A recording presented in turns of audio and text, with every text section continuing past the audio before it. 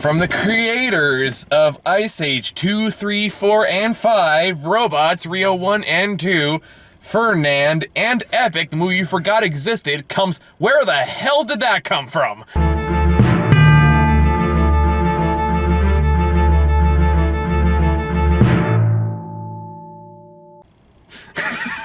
So, hi. Hey. We're here to talk about, this is me doing catch-up right now, doing Spies in Disguise, which is the movie we all looked at the poster for and the trailer for, and oh god.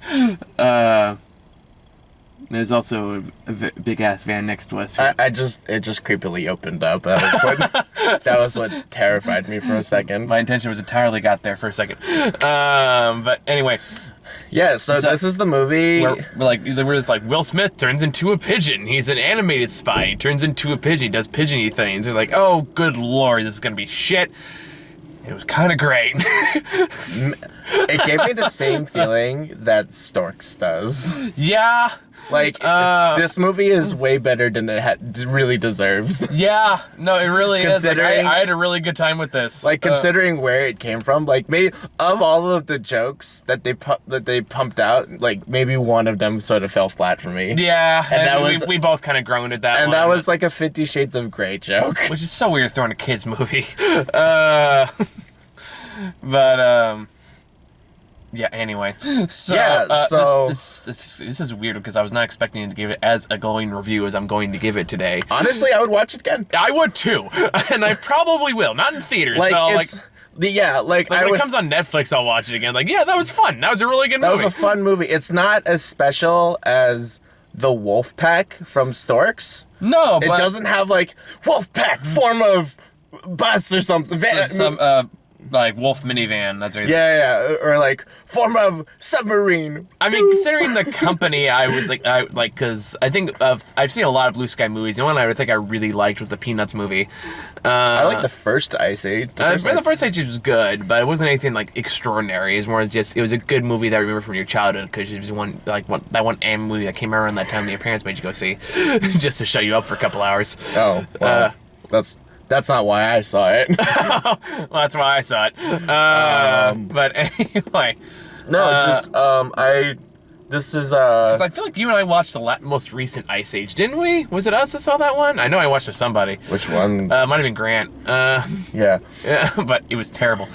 Well, it's just like, when you can only pump so much money out of the Ice Age franchise, like, you eventually do have to do something new. And this is, It's new enough for them. It's new enough for them, but I feel like it's such a charming take on like classic spy movies. Yeah, no, I agree. I think the big thing that helped me with this movie, anyways, because this is the one case where I felt like there was a lot stronger focus on what they wanted to do with this compared to other Blue Sky movies, like with the exception of the Peanuts movie, which is also pretty solid. But like a lot of times with like I feel like a lot of Blue Sky movies were like just pumping up like just bad pop culture references and bad jokes here just to like just try to see if something hits the like sticks or something like that. And most movies kind of follow that formula with the exception of Epic, which I don't know if you remember that movie. I never saw it. We saw it years ago. This is like maybe year 2 we started doing this show. Right. This is before you and I met. I think me and Elisa covered that one, yeah. And it was more like, it focused on hyper-realistic animation over, like, good story and characters, and it kind of fell flat because of that. Mm-hmm. So, like, it felt like they didn't really know what to focus on. This movie does, because it has a really solid story, it has really solid characters. It's got beautiful animation. The animation's gorgeous. It's a lot of fun to watch. It's stylistic enough that you can do a lot of cool stuff with it, but not so realistic that's distracting. And, just the cinematography that they use, it's just wonderful. There's a clear idea of what they want to do with this, and for the most part, it succeeds. And it's like you could really see how they pictured everything throughout, like just storyboarding and there's a great I agree, there's a great translation between like concept to execution. And it's got good voice acting, like Will Smith, like this is definitely like written for Will Smith clearly, and it plays to all his strengths, and he does really good here. It's great because it's like the movie's marketed that Will Smith is the protagonist. I'd argue otherwise. Yeah, it's like Tom Holland's character seems more like the protagonist. I would actually... He definitely has Well, both have a pretty big arc. I mean, in the it's film. it's definitely more of a. I thought it was gonna be like one is gonna have more influence over the other. You expected Tom Holland to be more the supporting character, basically. Yeah, but it's more of a buddy cop film where Basically. where it's more like not. I get what you're saying. Not Bad Boys, but more like Rush Hour. I was gonna say 21 Jump Street. But I felt like the way that they were going at each other had the same energy that Rush Hour kind of did. I can see that too. Sort of like the base issue of them understanding each other is not necessarily like a racial thing or a language barrier thing. It's like it's a basic principle issue. Yeah, it's more like Where, a debate over ideas and ethics more than like where actual. Like Will Smith is like a very traditional 007 spy who is named Lance Sterling, and then I kept getting Thinking thrown Archer, off. yeah. Kept thinking of Sterling Archer, and then he's like, "That's how you know you're the best spy, because everyone knows your name." And we're like, "No, Archer." That makes you inherently, by its principle, a bad spy. that makes you the worst spy. That makes you the giant red target where the other spies do all their spy work. Yeah. But no, Will Smith plays more like you said, the traditional James Bond, License to Kill kind of James Bond agent, while Tom Holland is like the newer age pacifist, wants to protect the world but doesn't want to hurt anybody doing it kind of spy. And their ideologies clash a lot through the movie. That's the main moral argument of the film. Yeah. So I feel like, and sort of the ideology of Will Smith is that these people will continue to hurt, and Tom Holland's character, his name is Walter Bucket. Something like that. Walter's something. Walter's ideology is we can stop the cycle, because it's just sort of like, I hurt you, you hurt me back, I hurt you again, and then for that character, it's just like, well, why don't we just make it that nobody wants to hurt each other anymore? Yeah, you think, or nobody can hurt each other anymore. And I yeah, feel like, that's something that could be really useful right fucking now, in a way that's really terrifying. But that's a whole other topic. I know, just Australia's fires. Like, we just really gotta stop fighting fire with fire. Too soon. Hey, we're sending California firefighters over there. Yeah, still not time to joke about it. Well, not time to joke about Trump either. I was thinking more of the Iran situation, but yeah, Trump. That fucking terrifies me. But sorry, I've been reading. I've made the mistake of following the news cycle the past few days, and it's not been good. We're all gonna die.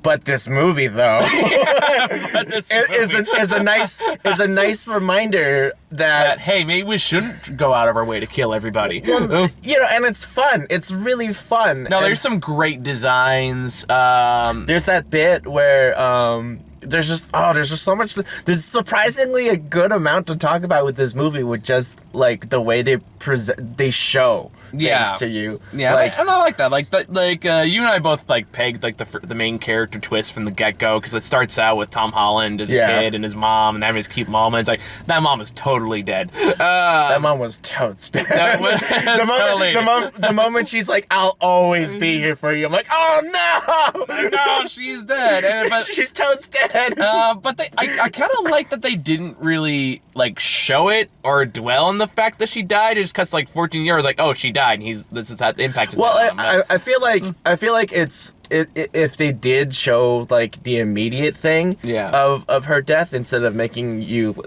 they kind of sideline it for a little bit so they could introduce Will Smith's character, and then when you're in the house, it's a really quick show. It's a hero cop died. Here's the American flag. Here's the picture of him receiving the flag, looking very somber. It's very quick, and it tells you what you need to know. It tells and shows you what you need to know in a fraction of a second. Yeah, so that stuff was a really nice touch. I like that they did that, and also it feels like there's a lot more focus and a lot, and the yeah, there's much greater focus in this than traditional Blue Sky movies do, which tend to meander and just sidetrack and do all these like jokey jokes that go nowhere. And it's like even like the jokes had a deliberate purpose. I felt like, or like even like the ones I had like showed like provided character beats or something like that. For sure, yeah. And we're just a lot of fun to watch. Like the accents in the movie are a lot of fun to watch. They're really fun. They're quick. They're creative. They're just boom, boom, boom. There's always something interesting going on to watch. I really liked it. That one scene in Venice, where it's when not even I guess they're like the bead characters. They're like, the bird. No, not the birds. We'll have to get to the birds.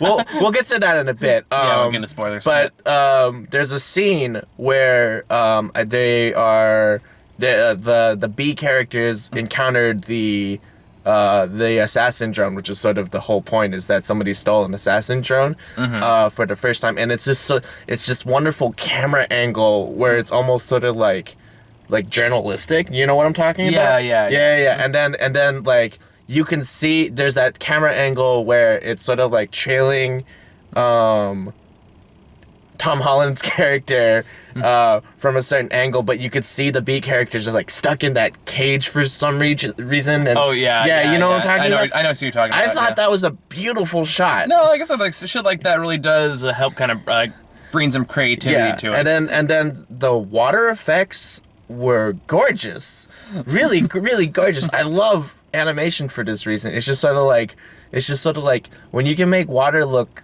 that good, right? Especially with the big Yakuza boss. In the floating in the pool. Which I'm looking at right now. It turns out it's played by Hiro from Heroes. Huh. Yeah.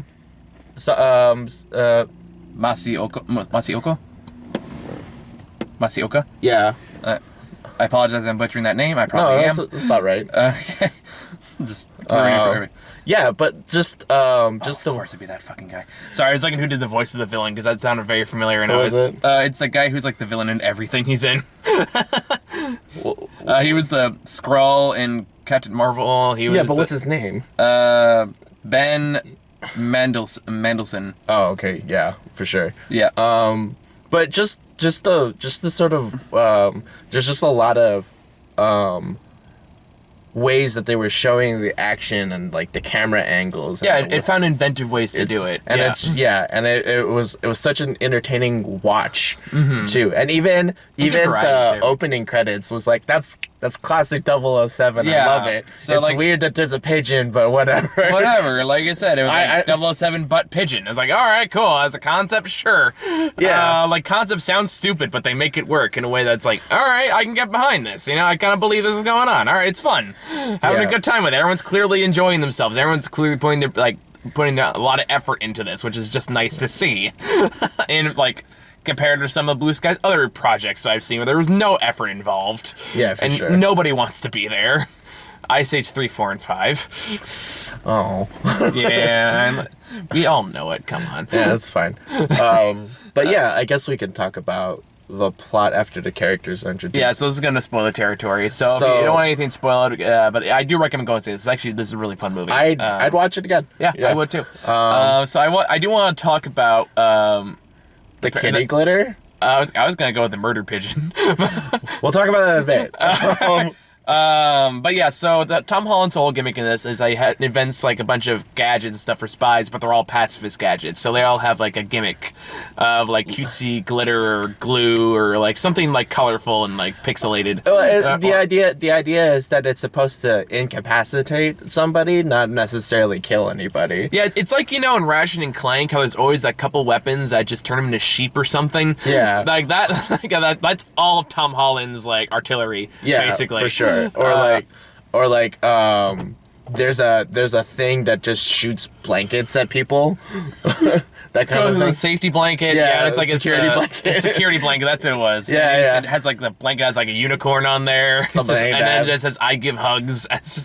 Yeah. And then and engulfs somebody. Yeah. And so like the beginning scene with the mom, he's explaining to his mom that pictures of cats make people react with serotonin. Oh no, it was glitter that reacts with serotonin, and the cats were added on later. Yeah. and then it's just sort of like Will Smith's doing his cool action scene, and then he uses a grenade, but it's not a grenade, it's the kitty glitter, and he's like, oh, and then, you know, all the Yakuza are like, oh, and then even he's like, oh, wait a minute.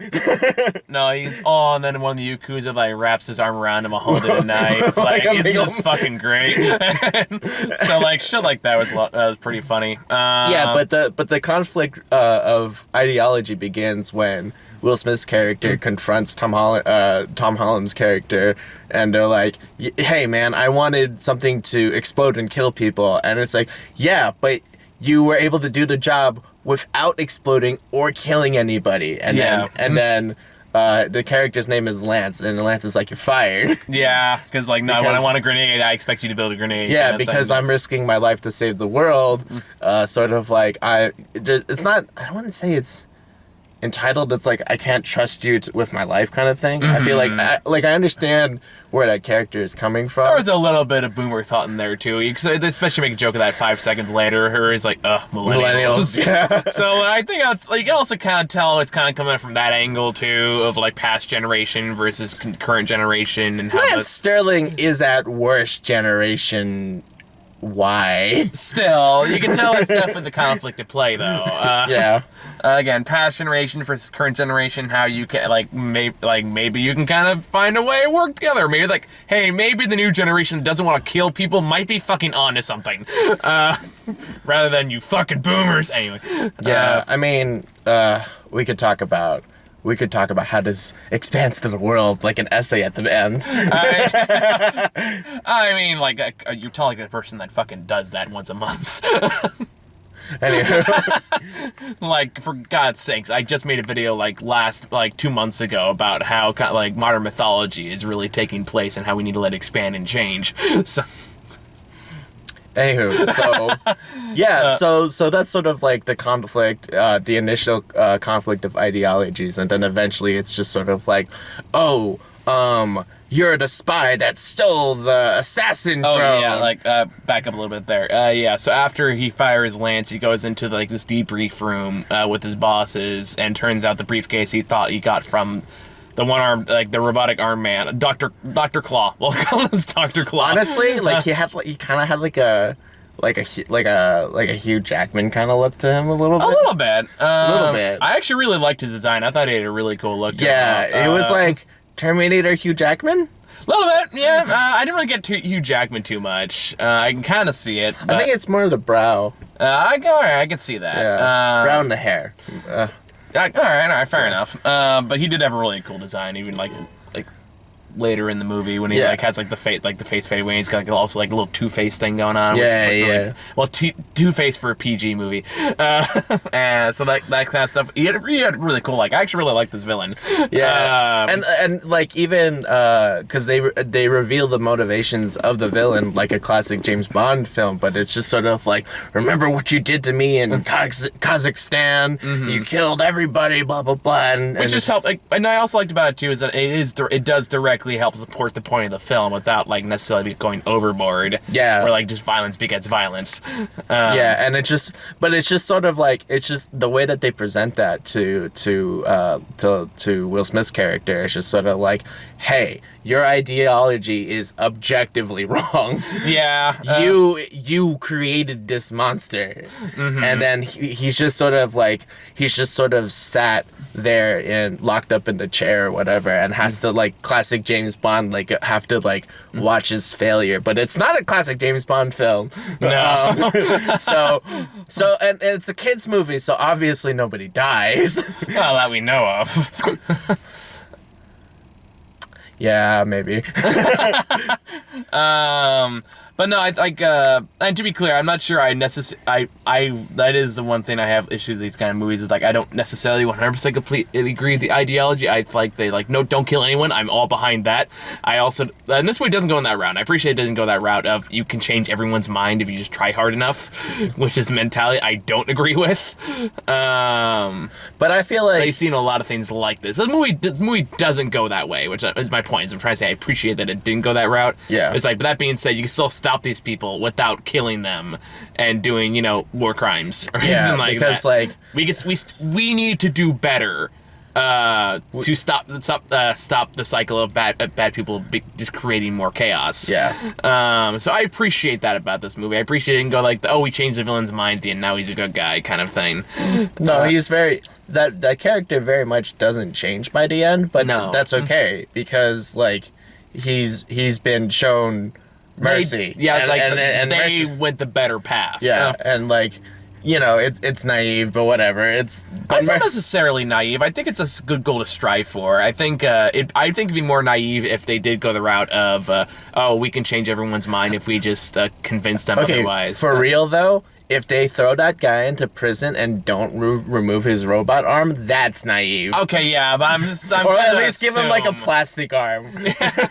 Just a plastic arm with no internet. Yeah, I'm gonna assume they did something of that sort. Because that would be naive. Yeah, for sure. I can still access porn in prison. But does that mean he's a lefty or? Well, no, because you watch it to the left and. Wait, okay, I guess it would be his left hand as a robot hand. All right. Yeah, the left hand was the robot hand. We're thinking way too much about how he jerks off. Yeah. God, I hope nobody takes that out of context. Anyway, there's that adult joke for the video. Speaking of adult jokes, I do want to talk. I have to talk about the murder pigeon. Go for it. So when Will Smith gets framed by Metal Arm Man. Dr. Claw that he stole this thing that he was supposed to bring in. So everyone all the agency decides they're going to go after him now. So he runs off to Tom Holland's Walter's place, because he told him before he got fired that, hey, I have something that can help, that can make you disappear, that I'm working on, so please don't fire me. And then so initially Will Smith is like, ooh, invisibility? Cool. So he goes over there just as Walter puts finishing touches on it. And then drinks it. And then Will Smith, not knowing what's going on, not knowing what the cup of water he has in his hand is the new tech, drinks it with a pigeon feather in there, and long story short, he has a weird drug trip, which had a pretty amusing little thing about your body is pumping you full of. This drug is pumping you full of endorphins so that you won't, so your body will be prepared for the horrible pain that's gonna come afterwards. What? Yeah. So that's how he turns into a pigeon. And then after that, he obviously freaks out. Walter also has a emotional support pigeon animal. Yeah. It was Lovely? Lovely, something like that. Yeah, which even sounds like a James Bond character. And Lovely is aggressively flirting with the Will Smith pigeon, until later on, and it turns out he as the farther Will Smith stays as a pigeon, the more he learns, he picks up pigeon traits, and he can speak bird. Yeah. And he has he develops his two other weird bird friends that kind of start following him around because they've accepted him as part of his flock now. Yeah. And then the problem is we can't hear the birds, but we just hear them through his voice. Yeah. So if someone go, whoo, and then Will Smith's like, no, we're not. I don't care. Your name is Jeff. Yeah, there you can get better than I can. But the other pigeon just showed the very first one. It was Crazy Neck and Jeff. Yeah, Jeff the pigeon. Jeff the pigeon, and he's like, get away from me, and he's like, whew. And I was like, I don't care that your name is Jeff. And then Walter comes like, hi Jeff, don't talk to Jeff.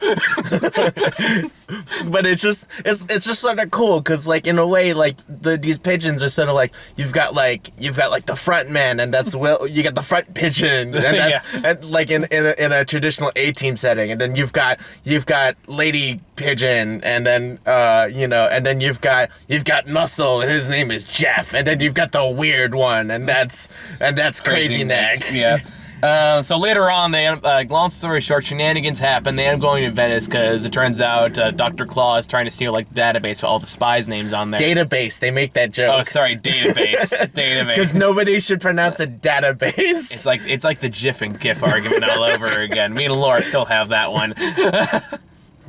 Did you? She calls it GIF just to piss me off. All right, that's fair. Because she knows it drives me crazy. But anyway, So I got really I got irrationally angry about that for half a second. It's GIF, god damn it! It's like that episode of BoJack Horseman where Diane's like, he's dead, god damn it! Anyway, so yeah, there's a part where they're just they're sitting there, and the spy agency is chasing down Will Smith's character, realizes that Walter's associated with them. Yeah. So they track him down in Venice, and she shows up just as, like, the special agents leading the charge shows up just as Walter arrives in the place where they're gonna get the database. Yeah.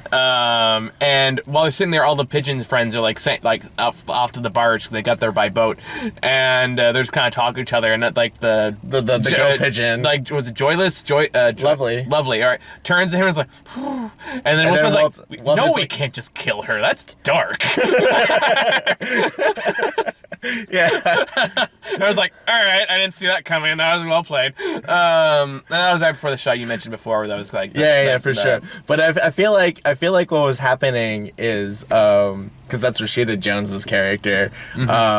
Is the girl pigeon was jealous of Rashida Jones because near the end, girl pigeon saves Rashida Jones's character, and it's like, wow, that was a good shot. And there's just pigeon subtitles that say, I was aiming for your head.